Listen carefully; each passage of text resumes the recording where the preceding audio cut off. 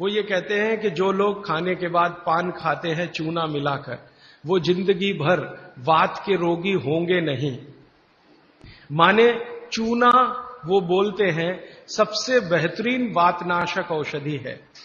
मेथी का दाना तो है ही, चूना उससे थोड़ा 1 डिग्री ऊपर है। मेथी दाने से चूना सबसे अच्छी वातनाशक औषधि है। चूने के बारे में भागवत जी का बहुत बहुत रिसर्च है, बहुत रिसर्च है। और वो ये कहते हैं कि ये भगवान की दी हुई प्रचंड मात्रा में अद्भुत ऐसी चीज है जो आपके वात के सब रोगों को दूर करेगी। माने घुटने दुखते हैं, कमर दुखती है, कंधा दुखता है, चूना खाइए। फिर वो कहते हैं कि इतना ही नहीं, शरीर में कैल्शियम जो है ना, कैल्शियम ये एक घटक है, माइक्रो न्यूट्रिएंट इसको कह सकते हैं अंग्रेजी में, सूक्ष्म पोषक तत्व है। ये कैल्शियम के बारे में जो गंभीर बात है आज के विज्ञान के हिसाब से, जो मैं कहना चाहता हूं, भागवत जी ने तो 3500 साल पहले कह दिया, आज का विज्ञान उसको प्रूव कर रहा है, कंफर्म कर रहा है। वो ये कि कैल्शियम की कमी अगर शरीर को है तो आपको 20 नहीं 50 बीमारियां आएंगी। कैल्शियम की कमी अगर है शरीर को तो 50 बीमारियां आएंगी। क्या क्या आ सकता है? हर तरह का दर्द आपको होगा, हर तरह का, मांसपेशियों का दर्द, हड्डियों का दर्द, सब तरह का। हड्डियों की जितनी विकृतियां हैं वो सब कैल्शियम की कमी से आएंगे। हड्डियों के जितने रोग हैं वो सब कैल्शियम की कमी से आएंगे। फिर वो कहते हैं कि रक्त के बहुत सारे रोग कैल्शियम की कमी से आते हैं, रक्त के रोग, खून की बीमारी।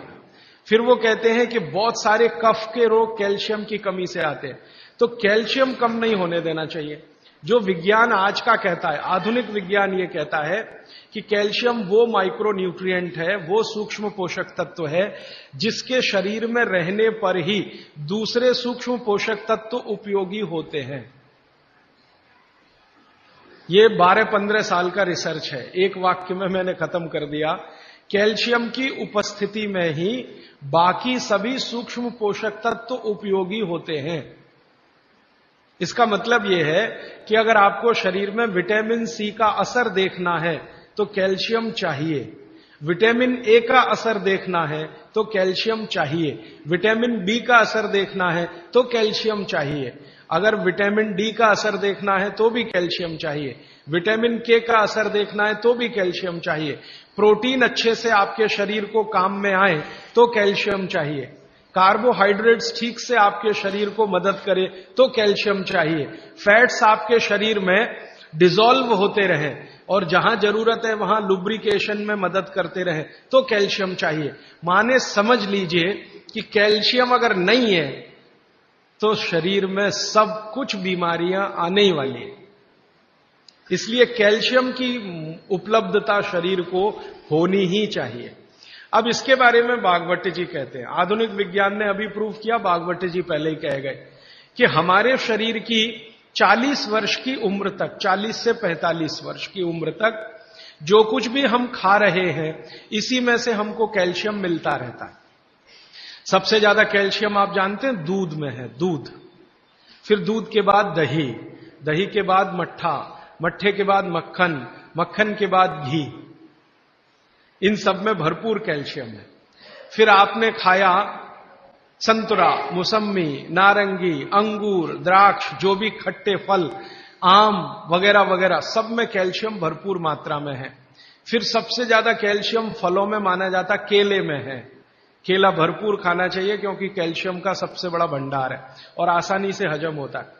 तो ऐसे जो फल हैं इनका जो कैल्शियम है ये 40-45 साल तक हमें आसानी से मिलता रहता है, क्योंकि शरीर की जो बायोकेमिस्ट्री है 40-45 साल तक एकदम दुरुस्त और तंदुरुस्त रहती है। जठर अग्नि भी तीव्र रहती है, बाकी सब फंक्शन ठीक है। लेकिन जैसे ही 45 की उम्र खत्म होती है, माताओं को यह बात विशेष रूप से कह रहा हूं, बहनों को, माताओं को, जैसे ही आपकी 45 की उम्र पूरी होती है और आपका मेंसेस साइकिल बंद होता है, मासिक धर्म आपका बंद होता है, उसी समय आपको कैल्शियम हजम होना कम होना शुरू होता है। आप कितना भी ये सब चीजें खाएं, केला भी खाएं, ये भी खाएं, लेकिन कैल्शियम उतना पूर्ति नहीं करता, क्योंकि कैल्शियम को शरीर में डाइजेस्ट कराने वाला जो हार्मोन है वो तभी तक आपको है जब तक आपकी मासिक चक्र की शुरुआत है। मासिक चक्र बंद होते ही ये हार्मोन कम होता है। आप जानते हैं कई हार्मोन्स कम हो जाते हैं, तो कैल्शियम डाइजेस्ट होना बहुत मुश्किल होता है। तब आपको जरूरत पड़ती है कि बाहर से कैल्शियम लें। इसलिए सब माताएं इस बात को ध्यान दें और इसको गांठ बांध लें कि 45 की उम्र होते ही चूना खाएं, क्योंकि अतिरिक्त बाहर से कैल्शियम उसी से मिलेगा। चूना जरूर खाएं आप सबके लिए, और आपको भी है चूना खाएं, क्योंकि आपकी उम्र भी 45 की जब पूरी होगी तो ये जो कैल्शियम है वो आपके लिए पर्याप्त नहीं है जो फलों से और सब्जियों से आ रहा है, कुछ अतिरिक्त चाहिए। और चूंकि बाकी सब माइक्रो न्यूट्रिएंट्स कैल्शियम की उपस्थिति में ही काम आएंगे, इसलिए इस पर ध्यान दीजिए। तो शायद इसलिए इस देश में एक परंपरा विकसित हुई है पान खाने की।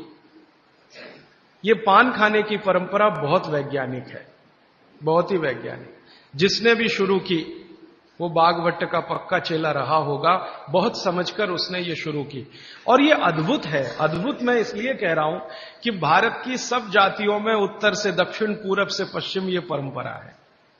कहीं भी चले जाओ, आप सिक्किम में चले जाओ, अरुणाचल में चले जाओ, वो भी पान खाते हैं।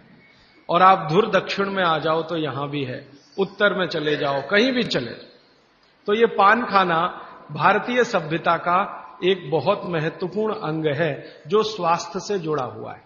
बस ध्यान इतना ही रखिए कि पान जो है चूने का ही खाना है। पान जो है चूने का ही खाना है। पान कभी भी कत्थे वाला ना खाएं, क्योंकि कत्था आपके लिए उतना उपयोगी नहीं है। कत्था स्वाद के लिए आप उपयोग करते हैं, चूना औषधि के लिए उपयोग करते हैं। ये बात मैं एक बार पहले भी कह चुका हूं, आज फिर से इसलिए कह रहा हूं कि कुछ नए चेहरे मैं देख रहा हूं। तो आपके रसोई में मेथी दाना हो गया, चूना हो गया, पान हो गया, फिर पान के बाद आपको जीरा, हींग वगैरह वगैरह, अजवाइन, ये सब हो गई। ऐसी कुल 108 औषधियां हैं। गरीब से गरीब आदमी की रसोई में ये औषधियां हैं, इनका भरपूर उपयोग करिए।